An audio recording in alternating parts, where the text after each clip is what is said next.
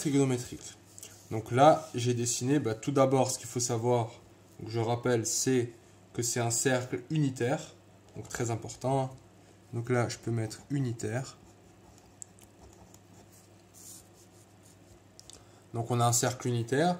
Donc là, j'ai bien insisté, 1, 1, 1, 1. De manière générale, quand on travaille en trigonométrie, on travaille avec des radians. Donc ta calculatrice aussi, au cas où il faut la mettre en radians. Et c'est où tu vois des pi. Dès qu'il y a des pi et des angles, c'est des radians. Qu'est-ce qu'il faut rappeler sur le cercle trigonométrique? En gros, c'est quoi?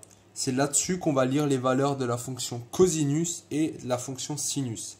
Alors, par terre, sur l'abscisse, on a le cosinus.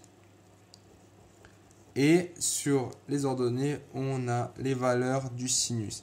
Alors maintenant, tu vas dire, ok, mais comment on lit ces valeurs? Tout simplement de la manière suivante. Si maintenant, je te donne un angle alpha. Donc là, tu as un angle alpha. Tu vois, j'oriente mon angle. Tu comprends pourquoi? Pourquoi? Parce que regarde, là, je pars de l'angle 0. Donc, la valeur ici, elle est de 1, mais l'angle ici, il est de 0. Tu vois, c'est comme si j'étais fermé. Comme ça. Là, j'ai quoi comme angle? J'ai un angle 0. Et là, j'ouvre, je commence à avoir de l'angle entre les deux. Donc là, je suis un angle 0.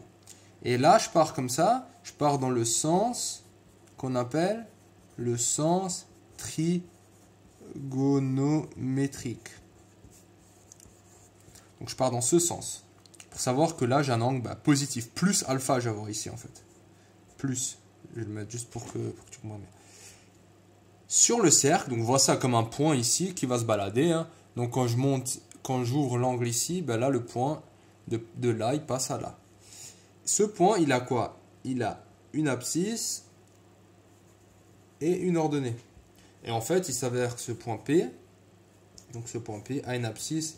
L'abscisse, c'est cos de l'angle alpha et l'ordonnée, c'est sin de l'angle alpha. Donc ça, c'est les rappels les plus importants.